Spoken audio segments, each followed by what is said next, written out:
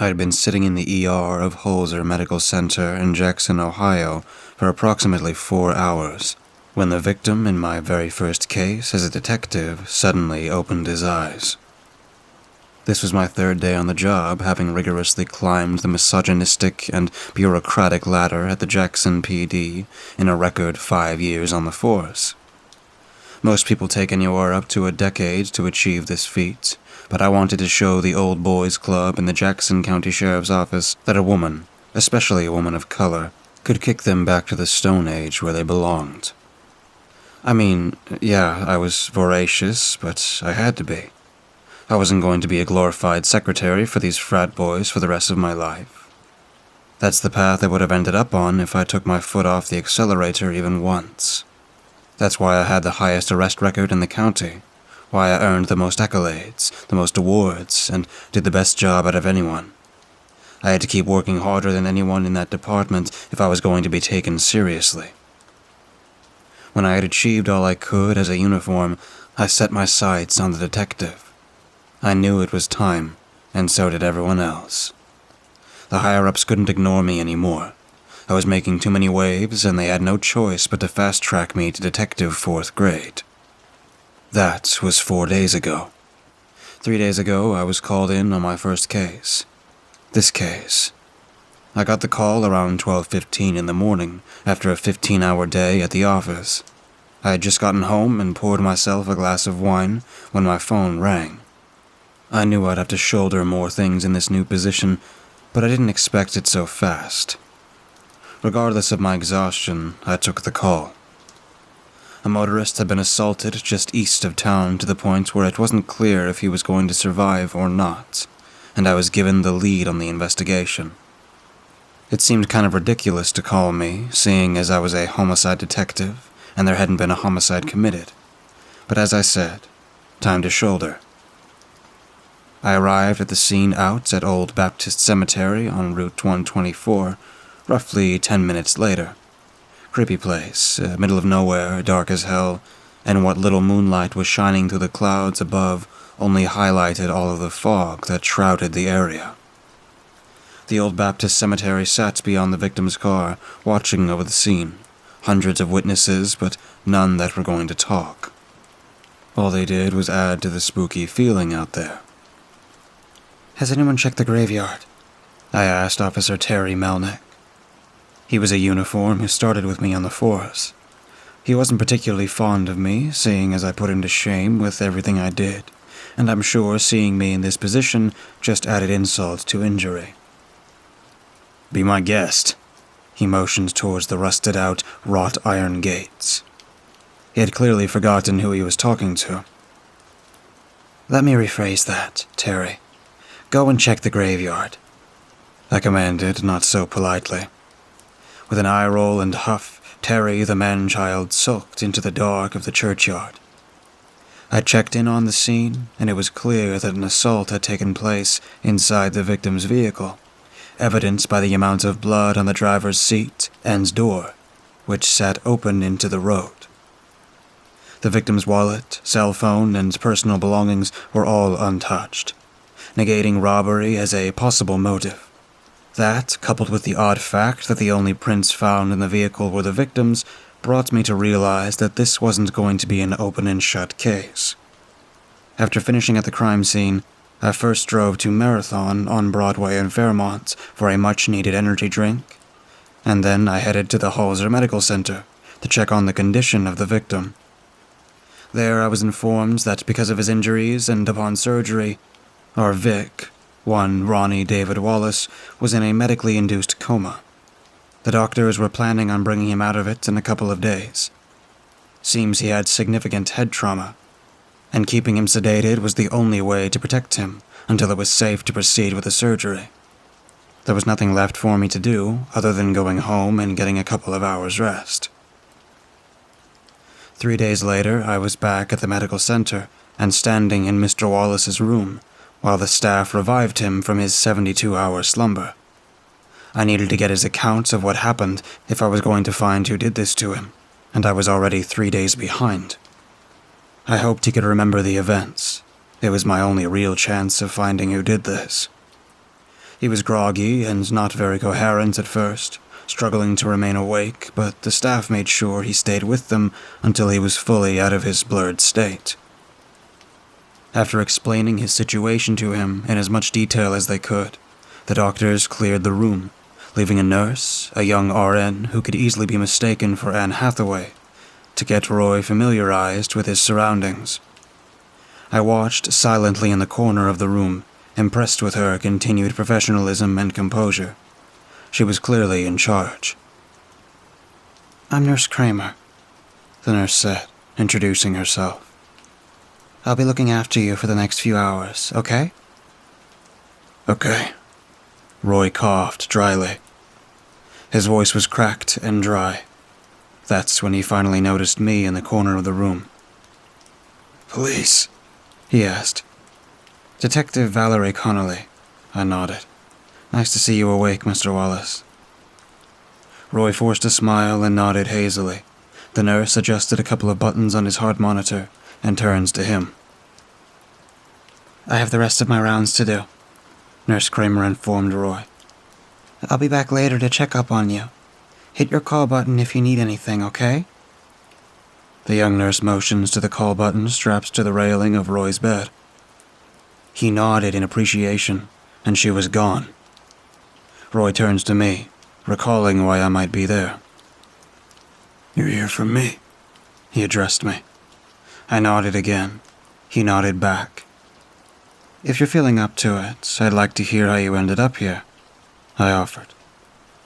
"Where do I start?" he asked, although it could have been rhetorical. "How about the beginning?" I smiled. He nodded and smirked back. I pulled up a chair and sat down, opening up my notepad and clicking my pen. I still liked to take notes in an old-school way. Don't ask me why. It's just a habit I carried over from the academy, I guess. The middle-aged man across from me settled uncomfortably in his bed. He seemed to struggle with his recall of the situation at first, but soon the memories started coming back to him with great clarity. "I was driving somewhere between home in Green Bay and my destination in Charlotte, North Carolina," he began. "It was late, about 10:30, 11 o'clock, and I still had a good 400 or 500 miles to go before going to Charlotte. I remember checking the clock at around 10:45 as I approached a sign at the shoulder of the road that read, Point Pleasant, 35, Charleston, 86. That's miles in case you needed that." I grinned and tapped the pad with my pen. Roy smiled and chuckled as he continued. "I rubbed my eyes and reached for the radio. I clicked it on and flipped through a few channels, each one with a different screaming evangelist preaching fire and brimstone at the top of their lungs. I landed on one station. It was one of those call-in talk shows, clearly local, but it still had something that piqued my interest. The host, a hard-sounding woman who was most likely a chain smoker, rattled off the intro to her show with a voice so husky it had put Lauren Bacall to shame. "This is Wanda Wykes," she croaked, "and you're listening to Overnight." I thought this could go either way. On one hand, it could be completely crazy, which could be fun, and on the other, it could be something to keep me awake for the next couple of hours.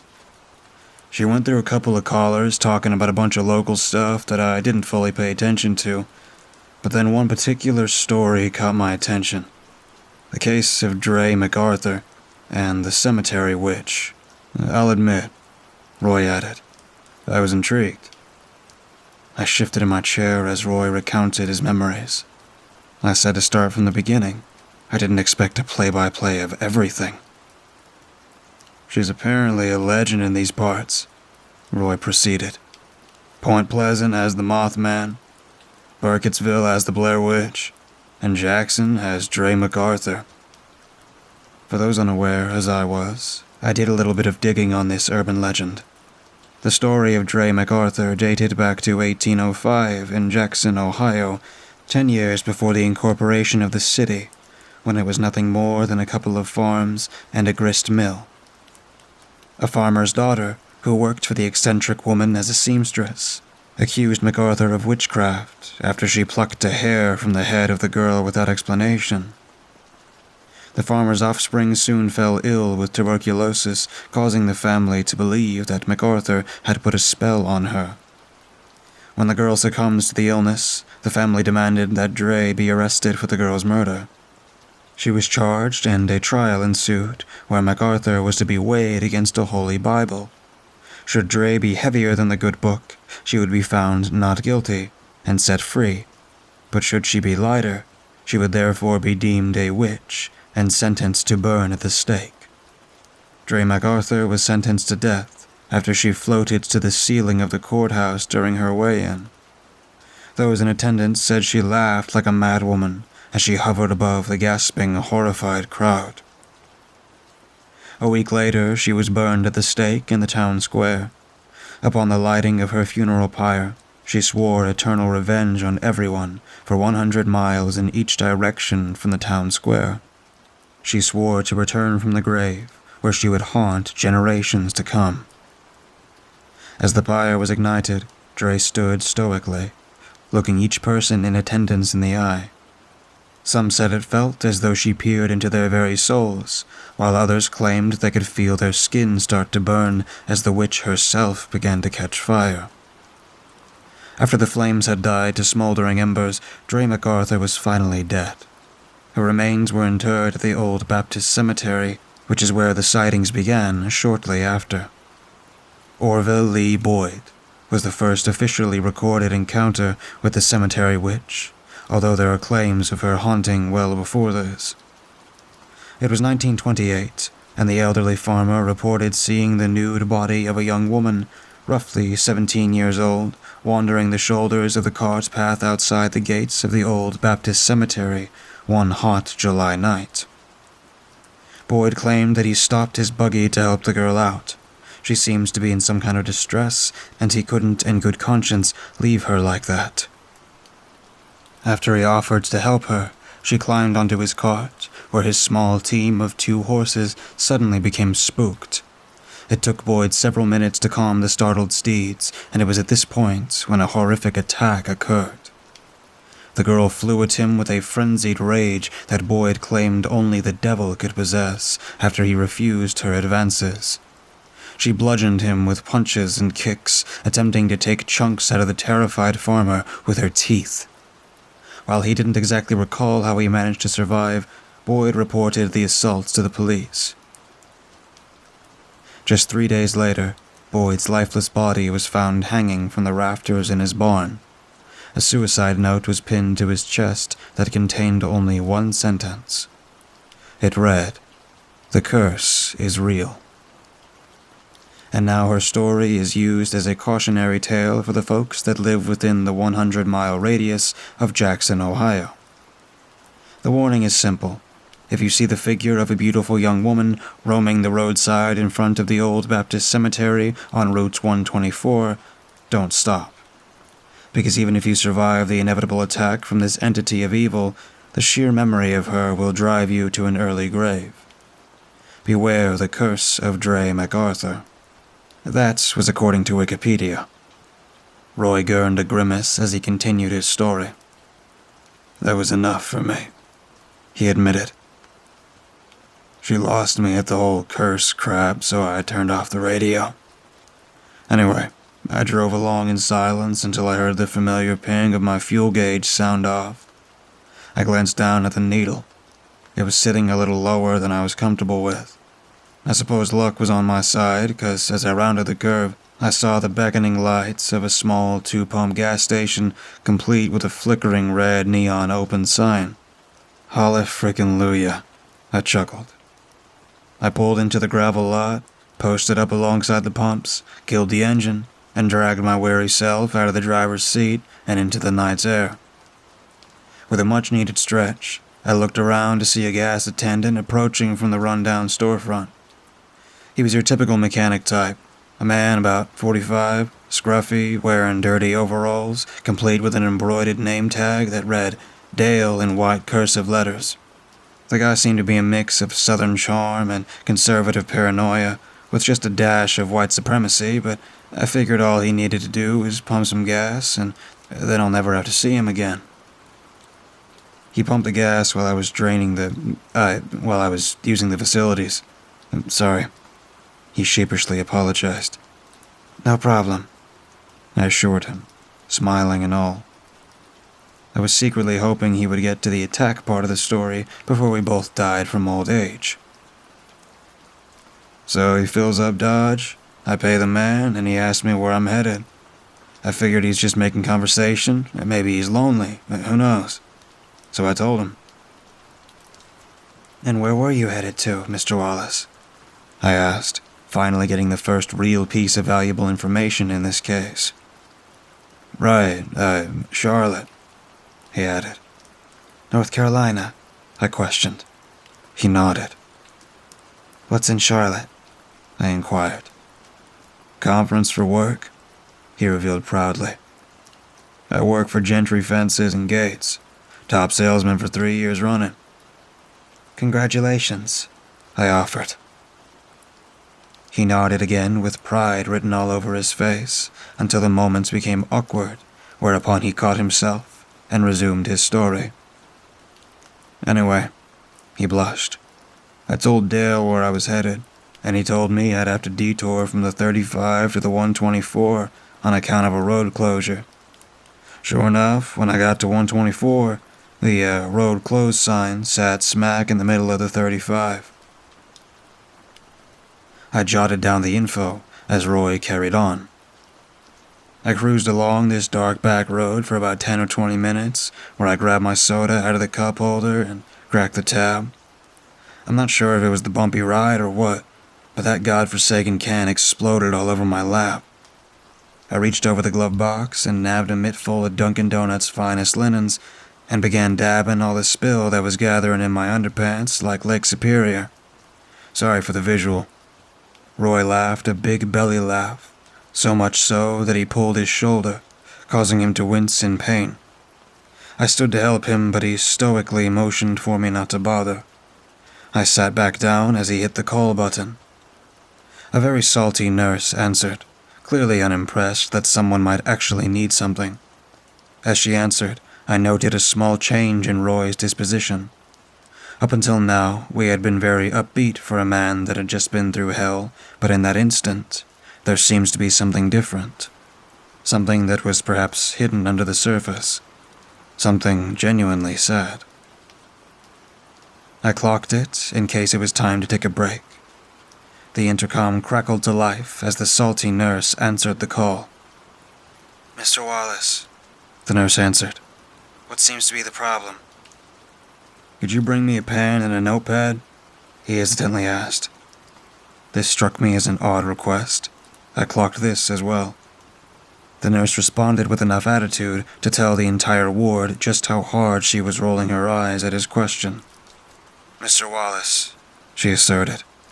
Your call button is for emergencies. This isn't the Hilton. You're telling me, he said, as a smile grew across his face. He even shot me a mischievous wink. There was silence on the other end. It wasn't looking good for Roy's request. And then, when she has a chance, she grumbled, Myra will bring it to you. With that, the intercom clicked off as she disconnected him. Thanks for nothing, he snarled at the disconnected intercom. With an impish grin now firmly planted on his face, he turned back to me. Anyway, he chuckled. Where was I? Oh, yeah. As I dabbed away at my crotch, I looked up at the road. What happened next seemed to move in slow motion. The memory of it sits in my mind like a scene from a movie. You know what I mean? I did. It was always more like snapshots for me, but I understood his analogy. As my eyes hit the road, I could see the nude figure of a teenage girl standing directly in front of me by only a few yards. Slammed on the brakes, all four wheels locked up. The car was skidding. I could feel the back and started to swing around to the left and then the right. I steered, trying to straighten it out. The car was slowing, but my God, I wasn't sure it was going to fully stop in time before hitting this poor girl. The tires called out in a squeal, my heart raced, and then suddenly, as if by some miracle, the car stopped mere inches from this girl's quivering body. I don't know how long I sat there staring at her, but it felt like forever. My hands were glued to a steering wheel in a death grip, and my heart was racing 1,000 miles a minute. This kid, this poor kid, her bottom lip trembled as she shivered in the night air. She looked at me through the windshield with a look so pleading that my pounding heart began to slow to an empathetic tremor. I knew I had to get out and help her. I peeled my fingers from the steering wheel, my hands sore from the white-knuckled grip. Didn't matter at that moment, though. I didn't care about me.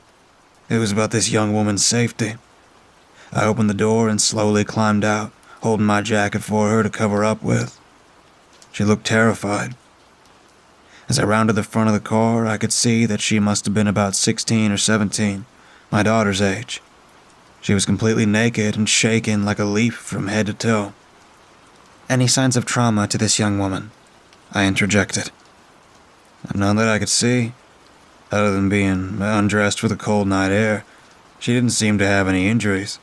She didn't speak a word and simply stared at me, wrapped within the beams of my headlights, numb to what just happened." He paused for a moment as he tried to recall. I asked her if she was okay, and she simply looked at me with these huge, saucer eyes, confused and confounded. I didn't need to hear a word. I wrapped my jacket around her and led her back to the car. She climbed right in without protest, looking back at me with thankful eyes, big, saucer-like, thankful eyes. We drove along in awkward, tense silence. I glanced at the clock. 2 minutes to midnight. My mind was racing, going over scenarios as to what had happened to this girl. I suddenly remembered and reached to the dash and unlocked my phone to call for help when a small, cold, slender hand reached out and touched mine. It was absolutely shocking how cold this girl's touch was. I looked at her as she sat bundled up in the jacket, shaking her head, pleading with me not to call anyone. I reluctantly obliged. She looked as though she had been through enough without me adding to whatever her trauma was. She turned away and began looking out the window. I glanced over at her. She stared quietly out her window, her long blonde hair pressed against the glass as she rested her head, the remainder hanging around the shoulders of my jacket. The motor rug that I grabbed from the trunk rested across her lap. To say it was getting hotter in this car would be a huge understatement. I had cranked the heat to rid her of that chill and hopefully raise her body temperature. But it's late June, and while nights are cold, a fully cracked heater is going to warm things up real fast. I mean, we had been on the road for less than a minute, and I was already sweating up a storm. She cuddled into the fabrics that surrounded her tiny frame, taking in every ounce of warmth, with a strange look of contentment resting on her face. Don't get me wrong, I was relieved to see she was starting to feel better, but that didn't change the fact that I found her standing in the middle of nowhere, fully naked. The questions in my head were mounting. I thought maybe she's in shock, so I took a chance at maybe getting some answers. I asked her her age, and this seemed to distract her from her gaze. Though she didn't directly look at me, I knew I had her attention. Finally, she hesitantly nodded. Then I asked the big question. What happened? Without so much as a blink, and even less of an answer, she turned back to the window. I sympathized with the kid. I said, "I know this is weird, really weird, but I'm very concerned you might be injured. Are you hurt?" This bit of information piqued my interest as Roy continued. If he was anything, he was a great storyteller, and he had me hooked. I had to keep my mind on the job, though. I had to pay attention to the facts. Maintaining her window-side vigil, Roy proceeded. She slowly shook her head. I detected a hint of something as she shook her head. It was subtle, but it was there. It was melancholic, mournful. I told her I had a daughter her age, and that she told me everything. And if she was worried about talking to me, I had heard it all.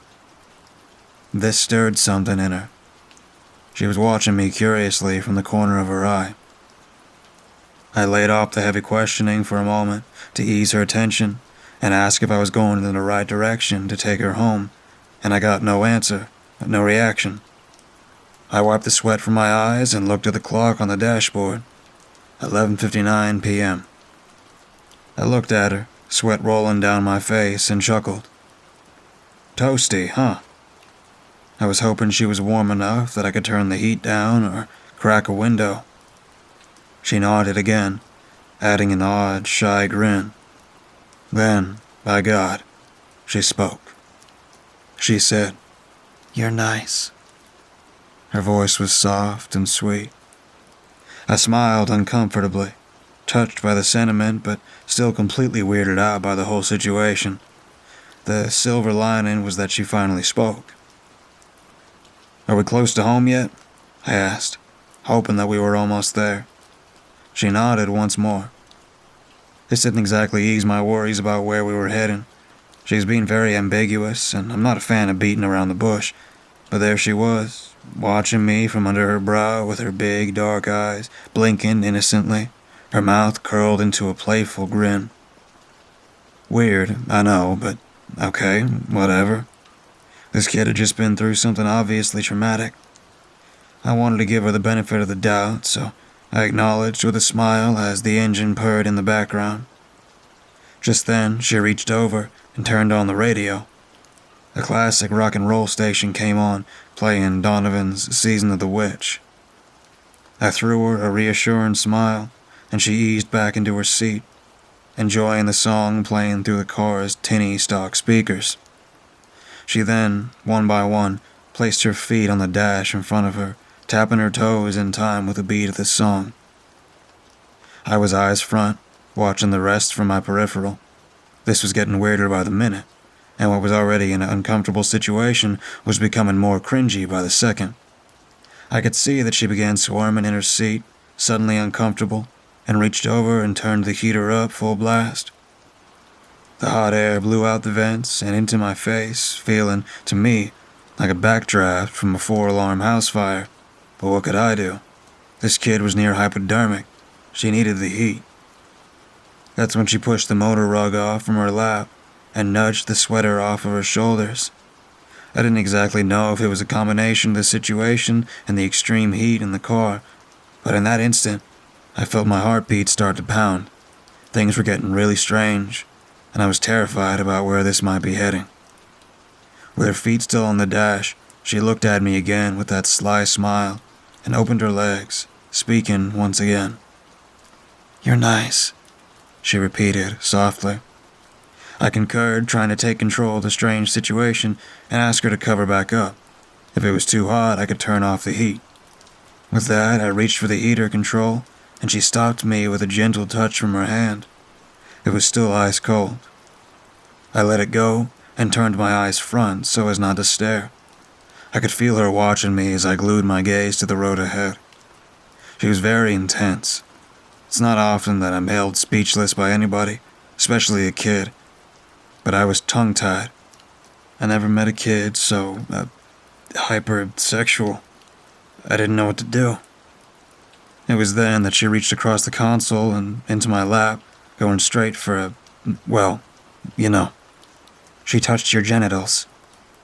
I asked, concern heavy in my tone.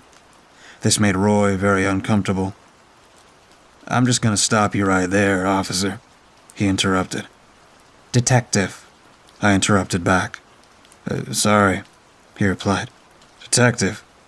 I did everything in my power to be as respectful with this young lady as possible." "Mr. Wallace, I'm not accusing you of anything untoward," I reassured him. "I just need the facts of the matter." Roy relaxed with a nod and returns to his account of the night in question. "Just so we're clear, I put the kibosh on that kind of thing immediately. I'd like to make that crystal clear, okay?" I sat up, paying close attention to what Roy said next. I said to the girl, "Whoa, I don't think that's a good idea." Her pseudo-innocent grin turned to a flirty pout, and she pulled her hand away hesitantly. I breathed a sigh of relief and asked how much further to her house. My tone was probably a lot less understanding, but I wanted to maintain a level of authority, to show that kid that that kind of thing wasn't gonna fly. "Soon," she answered. The oddness of the situation hung heavily in the air, and I desperately wanted to get this kid home where she could get some help. She was clearly in distress, but something was definitely off about her. I mean, Christ, she was still sitting there, completely naked, legs open and staring at me. I mean, what the hell is that all about? Anyway, I watched the road uneasily, and for a few moments as we rode along, a strange silence sitting between us.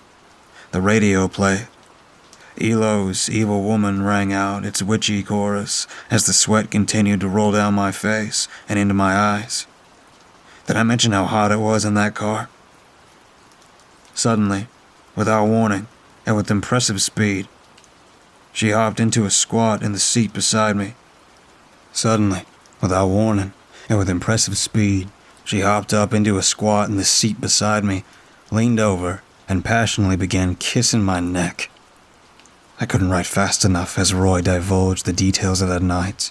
My pencil danced across the page after page, my hand actually starting to cramp.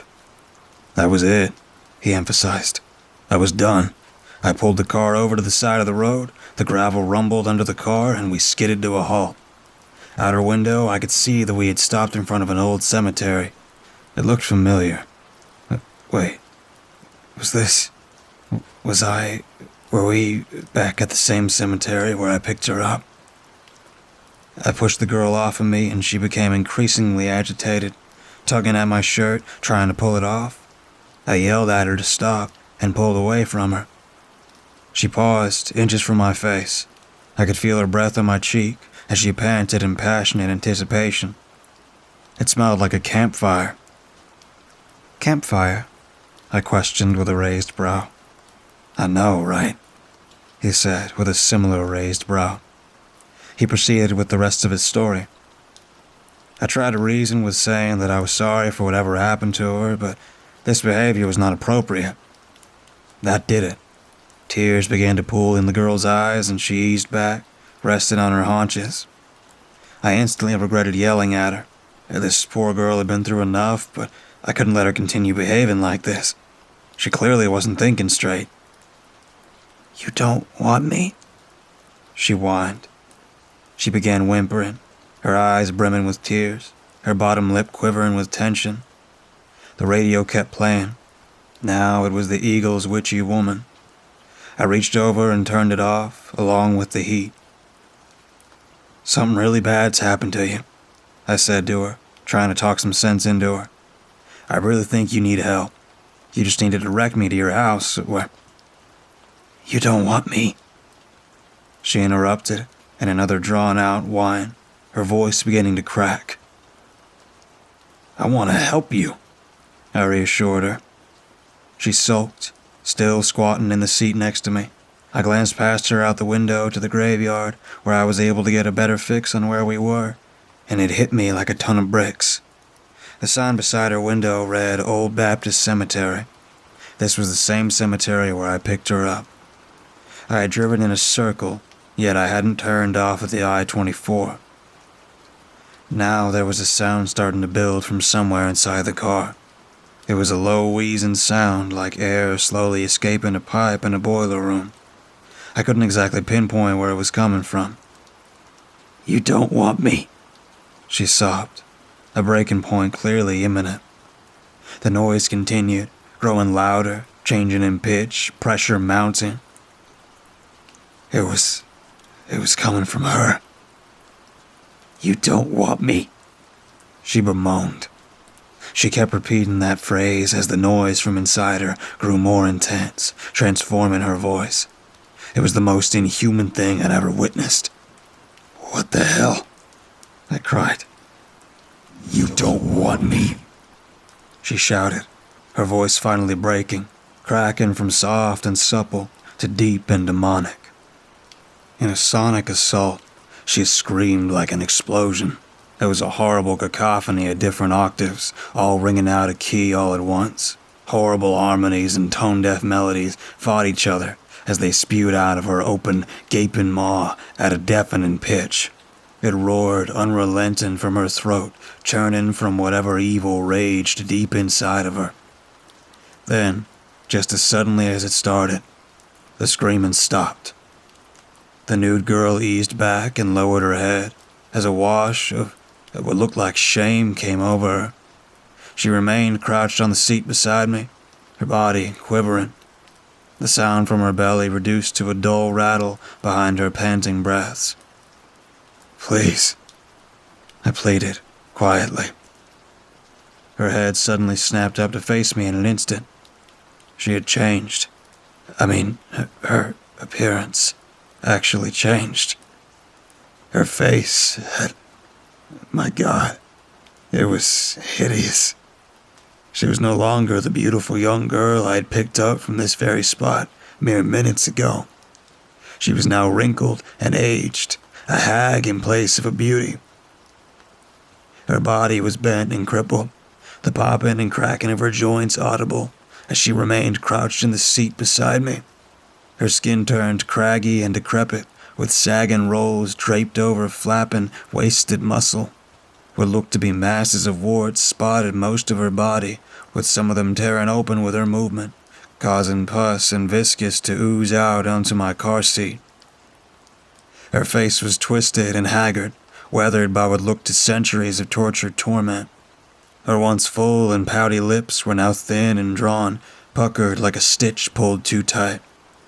Her doe eyes had sunken into her skull and clouded over with cataract on top of cataract. Cheeks that were seconds ago rosy and plump with youth were now concave and gaunt with age.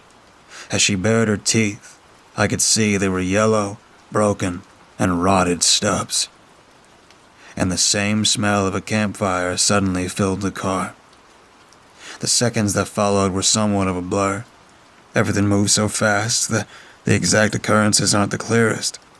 I remember her lunging at me, pinning me to the window with a strength that I didn't know was possible in a human being. She bared down on me with her gnashed and splintered teeth, and although I tried to fend her off, she managed to sink them into my shoulder, tearing a sizable chunk out of me.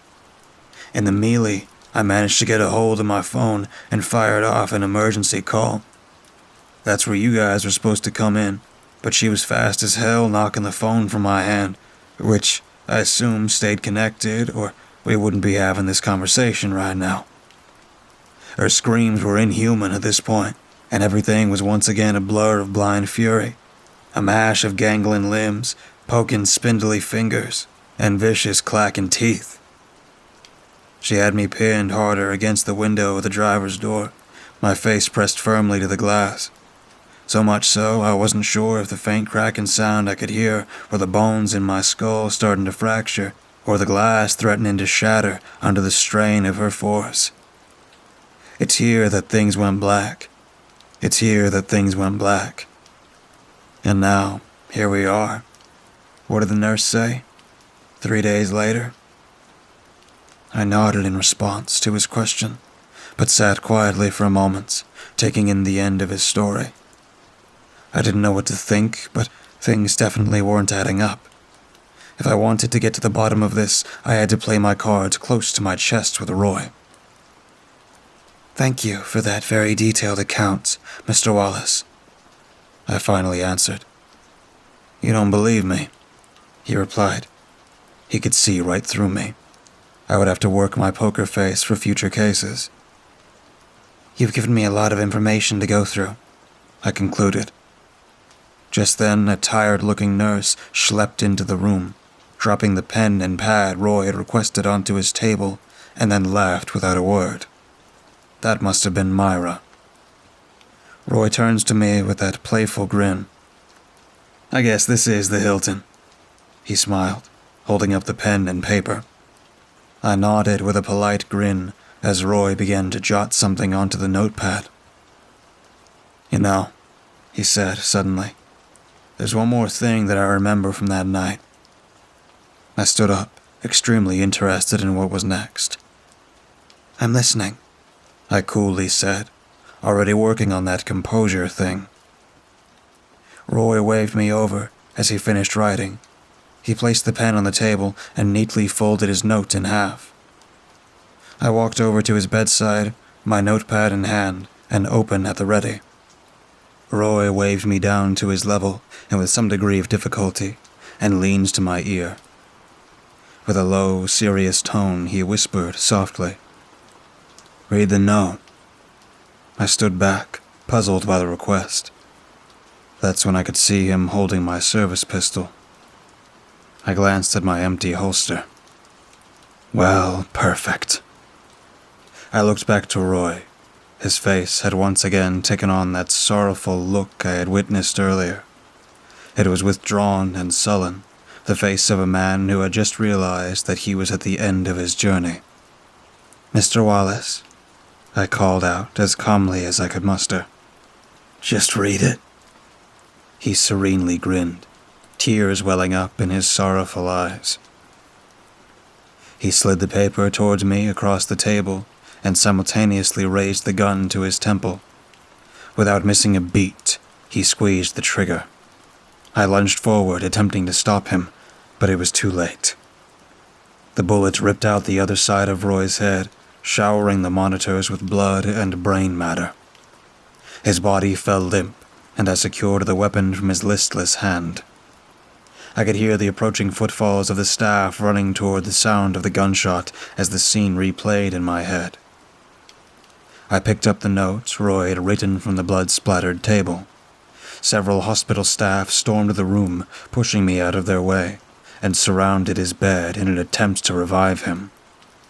I knew it was too late. Their attempts would be for naught.